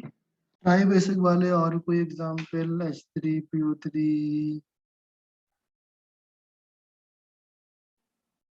बोरिक एसिड बोल सकते हैं, BOH whole thrice, H3BO3, boric acid का फॉर्मूला ये है। Sorry boric acid, yes. Boric acid वैसे मोनोबेसिक होता है, ओके। जो BOH बोलता है ये मोनोबेसिक होता है, बट नाम में यहाँ पर 3 होता है। और कोई एसिड, 15 ग्रुप के एसिड, फास्फोरस वाले एसिड, हाँ मतलब कार्बन के, नहीं कार्बन नहीं, नाइट्रोजन वाले। हाँ कार्बन नाइट्रोजन वाले। जैसे हम बात करें ट्राई बेसिक एसिड, और एक तो H3PO3 हो जाएगा।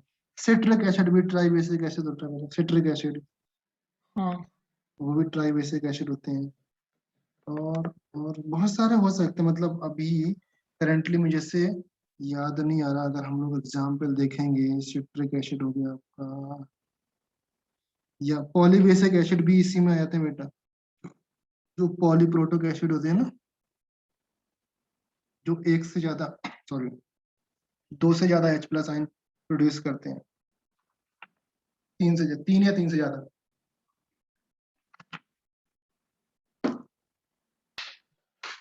बोला। ये ऑर्गेनिक में चल जाते हैं सारे पार्ट, ओके। हाँ ऑर्गेनिक में कम होते हैं, ऑर्गेनिक में ज्यादा होते हैं। सो अभी ये एसिड का क्लियर है, बेस का पार्ट चलते हैं हम लोग। हाँ सर, फिर ऐसे पॉली भी आएंगे ना, पॉली बेसिक। हाँ पॉलीबेसिक। सो पॉलीबेसिक क्या है? इसलिए तो मैं बोल रहा हूँ ट्राई बेसिक को ही हम लोग पॉलीबेसिक बोल सकते हैं। 3 से ज्यादा वाले सब पॉली में आ जाते हैं, वो सारे ऑर्गेनिक के पार्ट होते हैं। ऑर्गेनिक में ज्यादा आपके एसिड होते हैं जो एक से ज्यादा H+ प्रोड्यूस कर सकते हैं, हाँ हाँ हाँ। Okay.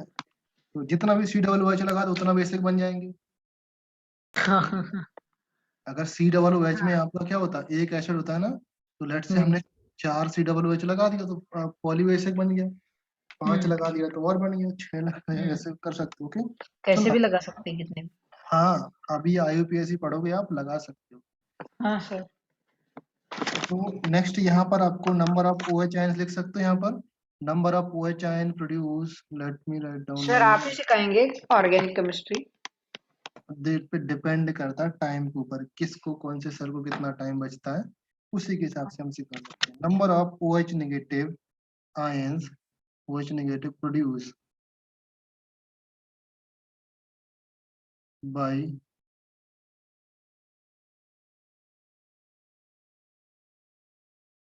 One molecule of a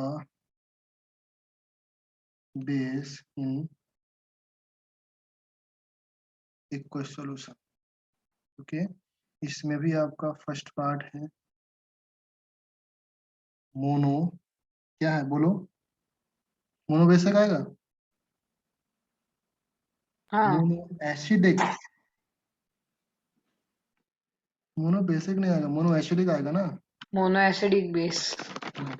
इसमें अभी आपको ज्यादा कुछ बताने की जरूरत नहीं है, इसका मतलब सिंगल OH, हम्म। सिंगल OH नेगेटिव प्रोड्यूस होना चाहिए। मतलब एग्जाम्पल, NaOH KOH वगैरह, यस, वो सब एग्जाम्पल है ग्रुप 1। NaOH KOH जो आपका ग्रुप 1 है वो सारा, RbOH। या हम NH4OH भी लिख सकते हैं, hmm. Okay. And the second one is dibasic, sorry dibasic नहीं आएगा यहाँ पर, diacidic, diacidic base. Diacidic base. इस केस में क्या आएगा बेटा? MgOH whole twice, COH yes, whole twice. Okay. यहाँ पर पहले लिखो 2OH नेगेटिव प्रोड्यूस होना चाहिए, एंड इसके एग्जाम्पल सर फिर BaOH होल ट्वाइस भी आएगा ना? कुछ भी लिख लो जहाँ पर 2 होना चाहिए, हाँ। And calcium OH whole twice et cetera, okay. And the last one is called tribasic या triacidic, hmm. C part, LOH। Triacidic base. अभी मैं बता भी दूंगा आपको क्या पढ़ना है इसमें, इम्पोर्टेंट वन क्या है, ओके। यहाँ पर आपको 3 OH नेगेटिव आपके देते हैं। एंड इसमें अगर आपका एग्जाम्पल देखेंगे AlOH whole thrice FeOH whole thrice, right? Clear है ना? तो सर यहाँ पर फिर आप BOH होल थ्राइस होता है। BOH होल थ्राइस होता है, यस। ये आपका बेस नहीं है, कोवैलेंट ये आपका एसिड है। ये बताएंगे बाद में, बाद की बात है। जब आप पी ब्लॉक पढ़ोगे, अल्टीमेटली बोरॉन फैमिली पूरी पढ़ोगे, तो बोरॉन हाँ, के बारे में स्टडी करोगे, तो ये एसिडिक होता है इसका नेचर। सर वो लेकिन कैसे, मतलब वो सिर्फ इलेक्ट्रोनेगेटिविटी की H ही वजह रिलीज करेगा क्या? हाँ, सिर्फ एक एच। क्या अर्थ बताओ? सर वो इलेक्ट्रोनेगेटिविटी की वजह से वो ऐसा हो जाता है ना, यानी कोऑर्डिनेट बॉन्ड्स वगैरह थोड़े फॉर्म होते हैं तो। ऐसा कुछ नहीं, बता दूंगे। इलेक्ट्रोनेगेटिविटी एक रीजन है, साइज भी एक रीजन है। ओके। और हाँ, ये छोटे साइज वाले वो हम्म, अलग तरीके से बिहेवियर शो करते हैं। और कुछ मेटल नॉन मेटल का भी रीजन है, because boron metal non metal दोनों तरीके से शो कर सकता है। हम्म ओके, तो वो भी रीजन है। ओके, उसको बाद में डिस्कस कर सकते हैं, मतलब अभी सिलेबस का पार्ट नहीं है अपना। ओके, डिस्कस करेंगे तो एक्स्ट्रा चीजें ज्यादा हो जाती हैं अपने लेक्चर में। हम्म सो अभी तक यहाँ तक क्लियर है सबको? ओके, सो आई थिंक हम्म। हमारा जो टारगेट था वो आज कंप्लीट हुआ। नेक्स्ट हम लोग अभी, नेक्स्ट मतलब अभी स्टार्ट करने वाले neutralisation reaction, right? Neutralisation reaction start करने वाले थे ना? न्यूट्रलाइजेशन और सॉल्ट याद करो। हाँ, सॉल्ट्स न्यूट्रलाइजेशन या सॉल्ट्स करने आती वाले। है ना, मतलब सर अरे सॉल्ट एक सॉल्ट ही, प्लस H2O।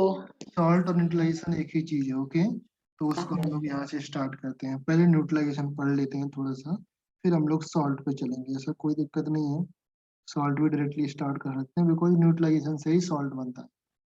ओके, सो यहाँ पर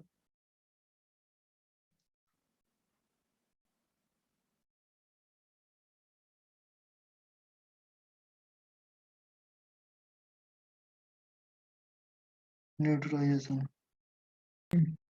all of you know that in the reaction acid और बेस आपस में रिएक्शन करके सॉल्ट एंड वाटर बनाते हैं, राइट? एंड प्लस कुछ हीट लिबरेट करते हैं, या हीट उनको चाहिए होती है? शायद से लिबरेट करते हैं। शायद क्यों लगाते हो भाई? हाँ, शायद क्यों लगाते हो? बताओ, ये लिबरेट मतलब तो, लिबरेट ही करेंगे। यस, हीट आपस यहाँ से निकलेगी, इस तरीके से हीट निकल जाएगी। Okay, then in this neutralisation reaction आपकी हीट तो लिबरेट करेगी, and that depends on the H plus ion and OH ion produce by respectively compounds like acid और बेस। जितने ज्यादा H और OH आयन होंगे उतने ही ज्यादा हीट आपकी निकलने की पॉसिबिलिटीज होगी। जितने ज्यादा H आयन OH आयन का मतलब क्या बेटा? उतना स्ट्रॉन्ग एसिड और बेस। हाँ, ज्यादा ओके, ही। ओके, उतना स्ट्रॉन्ग एसिड होगा एंड उतना ही स्ट्रॉन्ग बेस होगा। So that depends on the acid और base, basically that depends on concentration of H ion and concentration of OH ion. हीट किस पे डिपेंड करती है? H आयन और OH आयन कंसंट्रेशन पर डिपेंड करेगी।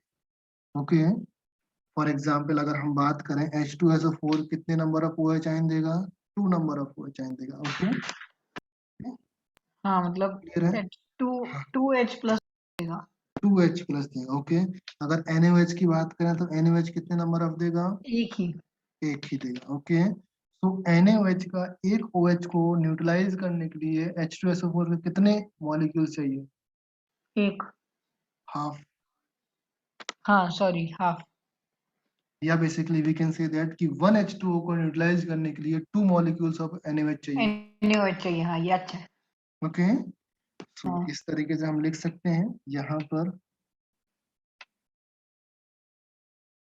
और मतलब 10 ग्राम H2SO4 और 20 ग्राम NaOH लिया तो नो, न्यूट्रलाइज ऐसा हो नहीं जाएगा। होता है, ऐसा तो बिल्कुल नहीं होता है। क्यों हर्ष, फिर ऐसा ही होता है क्या हर्षवर्धन? सर एक बार फिर से बोल बता। फिर से आदित्य बोलो, क्या बोला तुमने? मैं बोला कि 10 ग्राम H2SO4 लिया और 20 ग्राम NaOH लिया तो फिर मतलब न्यूट्रलाइज हो जाएगा। नहीं नहीं नहीं, बिकॉज दिस इज 1:2 रेशियो होता है, तो 10 और 20 हो जाना चाहिए ना। नहीं लेकिन सर वो मॉलिक्यूलर सर वेट वो ना। चलो थोड़ा सा सर वो मोलार रेशियो होता है 1:2 का। एक्सप्लेन मास करता हूँ। का अलग अलग लेना पड़ेगा। हाँ, एक्सप्लेन करता हूँ मैं, ध्यान से देखो। इसके 1 मोल कितने प्रोड्यूस करेंगे? 2 एच आयन प्रोड्यूस करेंगे। लेट्स अभी बैलेंस नहीं करता हूँ, ओके। चलो यहाँ पर छोड़ो। H2SO4 आपका कितने 1 मोल H2SO4, 1 मोल आपके क्या प्रोड्यूस करेगा? सॉरी, 1 मोल H2SO4 आपके 2 मोल एच आयन प्रोड्यूस करेगा, राइट। और ओके, अगर इसको मुझे कितना चाहिए, हमको 1H+ आयन चाहिए, तो आपका हाफ मोल चाहिए हम्म, H2SO4 का, हम्म, राइट। हम्म, सेम केस अगर मैं यहाँ पर बात करूँ NaOH के लिए, NaOH कितना प्रोड्यूस करेगा आपका? 1 OH नेगेटिव। हम्म, इसका मतलब 1 NaOH के लिए 1 OH ऑलरेडी बन रहा है मेरा, कोई दिक्कत नहीं है यहाँ तक, हम्म, ओके। तो इसके 1 मोल OH को न्यूट्रलाइज करने के लिए इसका 1 मोल H आयन चाहिए ना, न्यूट्रलाइज करने के लिए, ओके। सो बेसिकली देखो, हमने क्या बोला, 1 mole H+ ion is equal to 1 mole OH ion is equal to, word अलग होगा, इक्विवेलेंट लगा सकते हैं यहाँ पर, ओके। इसके 1 मोल और इसके 1 मोल तो मिलकर ही तो वाटर बनाएंगे आपके, हम्म, समझे? तो इसके 1 मोल इसके 1 मोल चाहिए होंगे, तब जाके आपका 1 मोल वाटर बनेगा, राइट। ये चीज क्लियर हुआ। नाउ ये 1 मोल कितना प्रोड्यूस करता है? Half mole of H2SO4। And ये 1 मोल कौन प्रोड्यूस करेगा? 1 mole of NaOH, right, okay. So अभी मुझे बताओ, इसके हाफ मोल में इसका कितना ग्राम होगा? 1 मोल में कितना ग्राम होता है? 90, 98। तो हाफ मोल में 49, 49, इसका मतलब इसका 49 ग्राम होगा, और इसका कितना ग्राम होगा? 20, 40 ग्राम हाँ होगा, 40। ओके। सो बेसिकली हम यहाँ से कंक्लूजन निकाल चुके कि मॉलिक्यूलर वेट अगर हम देखेंगे NaOH और इसमें NaOH और H2SO4 में है, तो ये 49 और 40 के रेशियो में रिएक्ट करेगा। Basically every 49 gram of H2SO4 will require 40 gram. 40 gram NaOH। अभी सोचो, ये तो ज्यादा लग रहा है, जबकि H2SO4 तो कम लगना चाहिए था। हाँ लेकिन वो मॉलिक्यूलर वेट इसका ज्यादा है ना। ओके। तो यहाँ से इक्विवेलेंट कंसेप्ट भी यहाँ से लगा सकते हैं आप लोग, बट उसका जरूरत नहीं है अभी। आप लोग जो मोल कंसेप्ट वाली थ्योरी है, मैंने इसलिए मोल मोल लिया, कहीं पर आपका इक्विवेलेंट वर्ड यूज नहीं किया, ओके। समझ गए ना? सर इधर बुक में लिखा है कि 10 ml of solution of NaOH is found to be completely neutralized by 8 ml of solution of HCl। पहली बात तो ML वाली चीज है वो, यहाँ पर हम ग्राम में बात कर रहे हैं, ओके। उसमें वो डेंसिटी वगैरह भी डिपेंडेंट होगा, और हाँ वो यानी ऐसे दे भी सकते हैं बस हाँ, प्रैक्टिस वगैरह के लिए कुछ तो भी नंबर। हाँ वो दे भी सकते हैं, बट अगर उसको ML में जाना तो थोड़ा सा आपको इक्विवेलेंट कंसेप्ट आपको डिटेल्स में जाना पड़ेगा, ओके। उसके लिए एक अलग से लेक्चर होगा इक्विवेलेंट कंसेप्ट का, इफ यू वांट मैं ले सकता हूँ अलग से, नहीं तो अभी के लिए तो नहीं कर सकते उसको, ओके। सर और केमिकल और आयनिक इक्विलिब्रियम क्या आता है? केमिकल और आयनिक इक्विलिब्रियम, हाँ बिल्कुल भी आता है। क्या है वो? वो आयनिक इक्विलिब्रियम ये चीज है, जो चीज हम लोग अभी यहाँ पर पढ़ रहे थे ना, ये चीज, इसके बारे में स्टडी होती है, that is called equilibrium sign. Equilibrium mean sign, कितने परसेंट रिएक्शन इस तरफ रहेगा, कितने परसेंट रिएक्शन इस तरफ चली गई, वो आपको आइडेंटिफाई करना पड़ता है, मतलब इस साइन के बारे में स्टडी करना होता है। इस साइन का मतलब ये होता है कि रिएक्टेंट साइड में क्या है और प्रोडक्ट साइड में क्या है, कब कितने टेम्परेचर प्रेशर पर किस तरफ रिएक्शन जा रही होती है, वो आपको स्टडी करना पड़ता है केमिकल रिएक्शन। अगर हाँ थोड़ा सा टेम्परेचर में इंक्रीज कर दिया तो मे भी हो सकता है इस तरफ चल जाए, या ठंडा करने पर मे भी हो सकता है इस तरफ चल जाए, या प्रेशर कम करने पर इस तरफ चल जाए या इस तरफ चल जाए, या वॉल्यूम हाँ इंक्रीज करने पर किसी, तो वो होती है आपकी केमिकल रिएक्शन। और हाँ केमिकल इक्विलिब्रियम, और आयनिक इक्विलिब्रियम क्या होती है, इन आयंस का इफेक्ट देखते हैं कि ये आयंस होते हैं कितना परसेंट आयनाइज होते हैं। लाइक बेसिकली आपका जो CH3COOH ये वाला हाँ, हमने एसिड देखा वो कितना डिसोसिएट। कितना डिसोसिएट होता है वो आपको निकालना पड़ता है, that is called ionic equilibrium. Sir और आइसोमेरिज्म। आइसोमेरिज्म वाला पार्ट ये होता है कि आपका केमिकल फॉर्मूला सेम रहता है और स्ट्रक्चर अलग है। स्ट्रक्चर और फिजिकल प्रॉपर्टीज आपकी अलग अलग हो जाती हैं। स्ट्रक्चर, हाँ बताया था वो भी, ग्लूकोज और फ्रुक्टोज। हाँ, तो स्ट्रक्चर और फिजिकल प्रॉपर्टीज आपकी अलग हो जाती हैं, केमिकल फॉर्मूला आपका सेम रहता है, दैट इज कॉल्ड आइसोमर्स और आइसोमेरिज्म। ओके, सो न्यूट्रलाइजेशन रिएक्शन क्लियर है सबको? ओके, तो यहाँ से सॉल्ट बना सकते हैं हम लोग। किस तरीके से सॉल्ट बनते हैं, बोलो हाँ या ना? हाँ न्यूट्रलाइजेशन पक्का ना? अभी न्यूट्रलाइजेशन में एक चीज और आती है, अगर आपको थोड़ा सा ध्यान से देखेंगे तो न्यूट्रलाइजेशन रिएक्शन में कुछ चीजें होती हैं, लाइक मैं बताऊं तो नॉर्मलिटी वगैरह निकालना, किस तरीके से नॉर्मलिटी कैसे निकालते हैं, किस तरीके से वेरी करती है नॉर्मलिटी, वो भी आपका इसी का ही पार्ट है, न्यूट्रलाइजेशन का पार्ट। उसमें वो टाइट्रेशन वगैरह, हाँ, नॉर्मलिटी निकालना आता है आप लोगों को? मोलारिटी। हाँ, मोलारिटी क्या? नॉर्मलिटी, मोलारिटी तो आता है, नॉर्मलिटी वर्ड सुना? नॉर्मलिटी, हाँ, नॉर्मलिटी, मोलारिटी नहीं बोला मैं, नॉर बोला हूँ, एन हुआ। मोलारिटी इनटू आपने जितने भी ये वो सुना आए। है मोलारिटी एंड मोलालिटी। मोलारिटी, ये सुना होगा आपने? ये सुना कि नहीं, मैं इसके बारे में बात कर रहा हूँ। और नहीं सुना ना? चलो इसके ऊपर क्वेश्चंस आते हैं। ओके, इसको अभी डिस्कस कर सकते हैं। ओके चलो, 15 मिनट में होगा नहीं, मैं ट्राई करता हूँ मैं किस तरीके से हम लोग करते हैं। ओके, अदरवाइज हमको दूसरा टॉपिक लेके जाना पड़ेगा, मतलब पीएच वगैरह स्टार्ट करना पड़ेगा। चलो हम लोग इसी को ही देख लेते हैं। ओके, सो बेसिकली देखो, जैसे आपका होता है मोल्स, ध्यान से समझना वाला, कि बहुत शॉर्टकट कर रहा हूँ मैं। ओके, बिकॉज टाइम अपने पास नहीं है। जैसे आपके पास मोल्स होता है ना, मोल्स इक्वल टू क्या होता है, weight over molecular weight. Molecular weight होता है ना। हाँ सेम चीज आपके सामने होता है इक्विवेलेंस।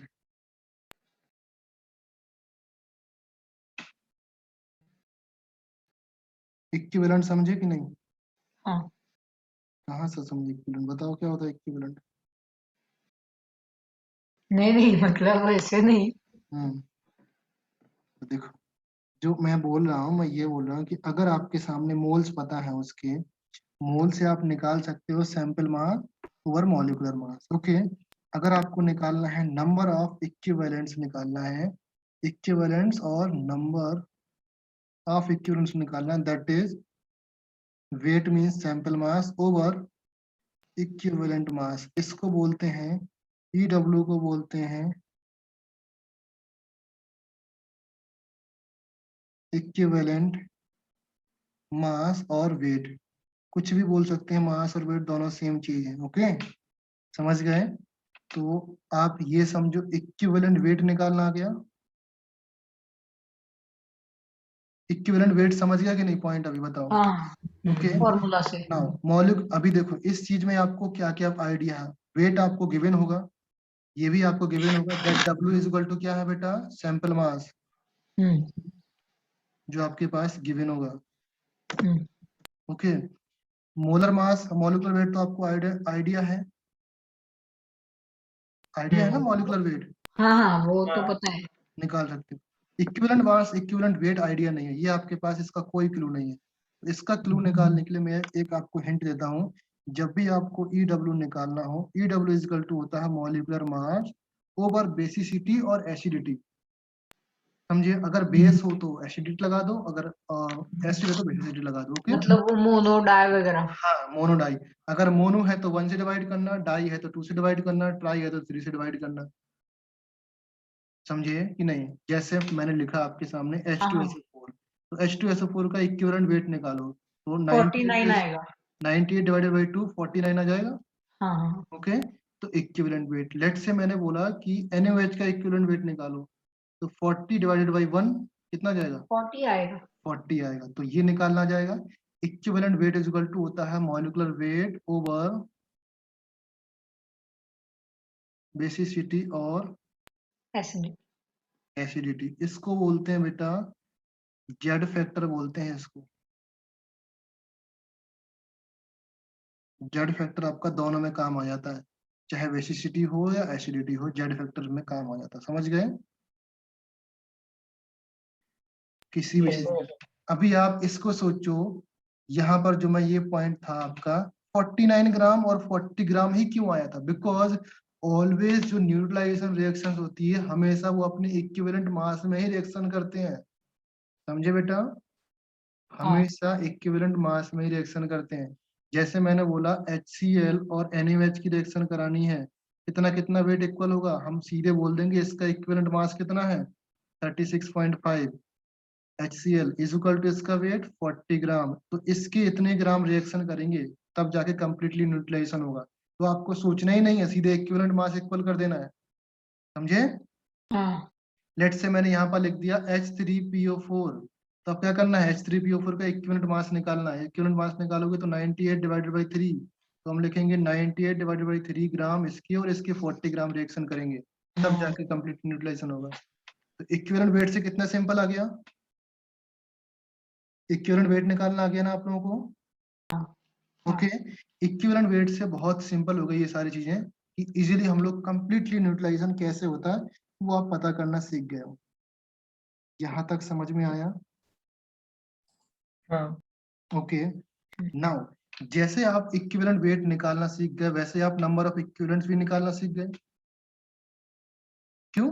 जो सैंपल मास होगा, लेट से मैंने बोला 80 ग्राम ऑफ NaOH था मेरे पास, इसके नंबर ऑफ इक्विवेलेंट्स निकालो। कैसे निकालोगे आप? 2। आ जाएंगे। अगर मैंने बोला नंबर ऑफ मोल्स निकालो, कैसे आएगा? 2 नंबर ऑफ मोल्स भी होगा। हाँ क्योंकि इधर MW और EW तो सेम आ गया ना बाय चांस। यस, इधर MW और EW सेम है, जिसमें सेम नहीं होता है उसके लिए आपको ये वाला फैक्टर लगाना पड़ेगा।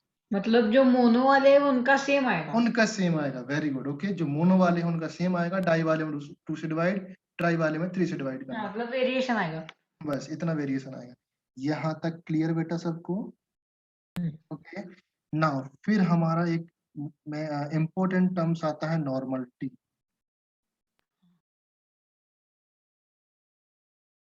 नॉर्मलिटी क्या होता है? नॉर्मलिटी की पहले डेफिनेशन लिख लो, जैसे आप लोग मोलरिटी की लिखी थी। नॉर्मलिटी होता है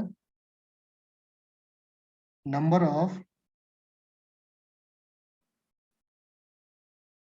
equivalent of solute in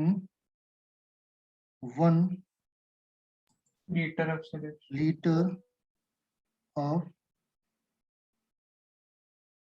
solution is called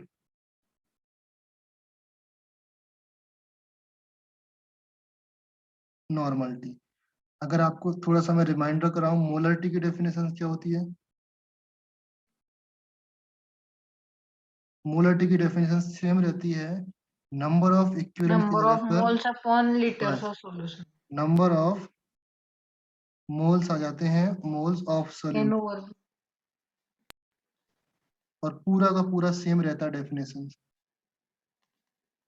समझे? मतलब ऐसे हाँ रिलेटेड ही है बहुत ज्यादा। पूरा रिलेटेड है। तो आपको नंबर ऑफ इक्विवेलेंट्स मैंने बताया ना, अभी आप देखो नंबर ऑफ इक्विवेलेंट्स कैसे निकालते थे? Number of sample mass equivalents, over equivalent weight. तो W over equivalent weight, right? EW। हाँ।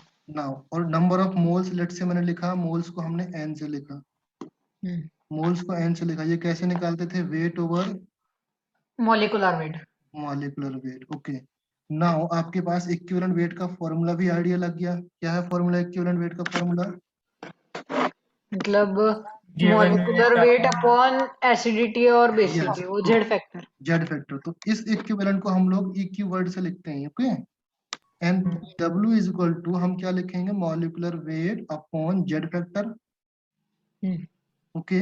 इसको हम लोग इस तरीके से कर सकते हैं, W over molecular weight into और जेड जेड। मल्टीप्लाई। तो ये चीज क्या बन गई? Moles, okay. So we can write down here number of जो इक्विवेलेंट्स होंगे दैट इज इक्वल टू किस में आ जाएंगे? N into Z. ये पार्ट आ गया आपका, हाँ ओके। सो अभी मोल्स और इक्विवेलेंट में कन्वर्ट करना भी आपको आ गया, हाँ ओके। तो नॉर्मलिटी का अकॉर्डिंग टू डेफिनेशन नॉर्मलिटी का फॉर्मूला क्या हो गया? नॉर्मलिटी का फॉर्मूला क्या होता है? Number of moles into. Number of equivalents होते हैं ना पहले, हाँ okay. Number of equivalents over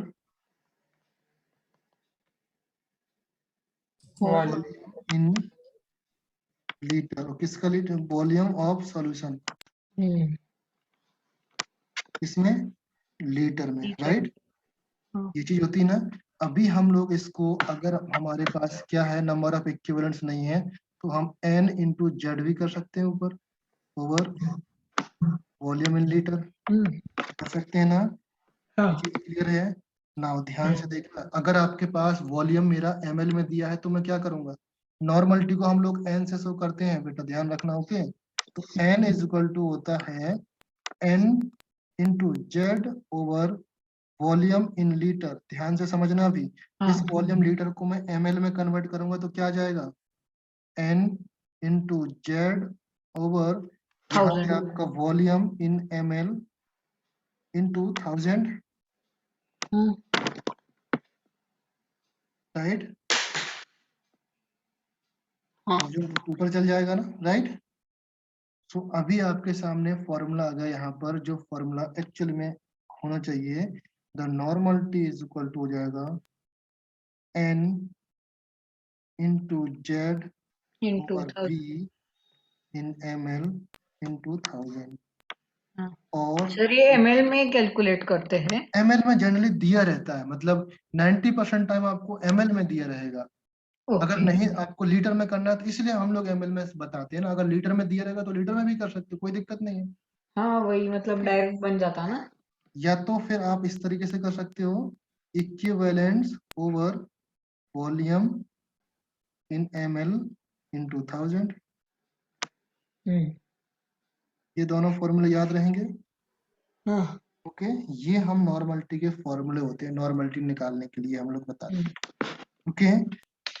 जब नॉर्मलिटी आ जाती है, यही नॉर्मलिटी आपका कंसंट्रेशन डिसाइड करता है, आपका H ion concentration. This normality of solution is helpful to expressing the concentration of the solution। जो solution का concentration है वो बताएगा, समझिए। इन केस अगर वो एसिड है और बेस है तो concentration can also express in terms of H plus ion, okay. और H प्लस आयन से आप pH निकाल सकते हो, समझे? हाँ हाँ। ओके। तो यहाँ तक समझ में आया? इसके ऊपर क्वेश्चन आते हैं बेटा, तो ये नॉर्मलिटी पर। नॉर्मलिटी के ऊपर, जैसे मोलरिटी के ऊपर क्वेश्चन आते हैं मोल कंसेप्ट में, वैसे ही सेम टू सेम नॉर्मलिटी के ऊपर क्वेश्चन आते हैं। तो मैंने एक्सप्लेन कर दिया, ये पूरा 3 लेक्चर का पार्ट है, मैंने आपको बहुत शॉर्ट में बता दिया, ओके। जो आपका एग्जाम में यूज होता है, बस इतना ही यूज होता है, बस बाकी तो पूरा कहानी है, ओके। तो यहाँ तक समझ में आ गया, ओके।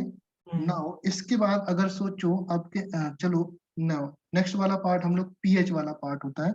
उस पीएच वाले पार्ट को थोड़ा सा लेटर ऑन डिस्कस करेंगे। पहले मैं थोड़ा सा और डिस्कस कर दूंगा आपके बारे में कि आयनिक प्रोडक्ट क्या होता है, ओके। आयनिक प्रोडक्ट जानते हो? Ionic compound. Ionic product of water,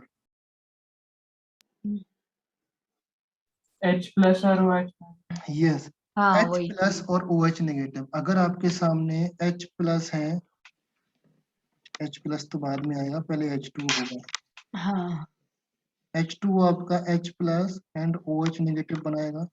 And that H plus और OH नेगेटिव जब इनका आयनिक प्रोडक्ट निकालना होता है तो हम कोई भी रिएक्शन अगर वाटर मॉलिक्यूल आयनाइज होगा, पार्शियली आयनाइज होगा या फुली आयनाइज होगा, क्योंकि ये स्ट्रॉन्ग तो है नहीं बेटा, तो हम बोल सकते हैं पार्शियली आयनाइज हो रहा है H प्लस और OH नेगेटिव में। ओके, पार्शियली आयनाइज होगा तो इसका मतलब ये सिचुएशन आपकी इक्विलिब्रियम पर होगी, कभी इस तरफ जाएगा कभी इस तरफ जाएगा। ओके, दैट मीन्स इक्विलिब्रियम आपका एडजस्ट करेगा of this product like H2O का इक्विलिब्रियम एडजस्ट करेगा इन द फॉर्म ऑफ, हम लोग लिखते हैं applying law of mass of action equilibrium constant. ये क्या है? मैं बताता हूँ इक्विलिब्रियम कांस्टेंट क्या है। सर मतलब इसका केमिकल नेम तो हाइड्रोजन ऑक्साइड है ना? इसका, हाँ इसका ये जो वाटर केमिकल, है हाँ हाइड्रोजन ऑक्साइड है या नहीं है वो थोड़ा सा सोच के बताओ आप लोग, होना चाहिए या नहीं होना चाहिए। जो इक्विलिब्रियम कांस्टेंट होता है बेटा उसको के से हम लोग डोनेट करते हैं, के से हम लोग डिनोट करेंगे, राइट।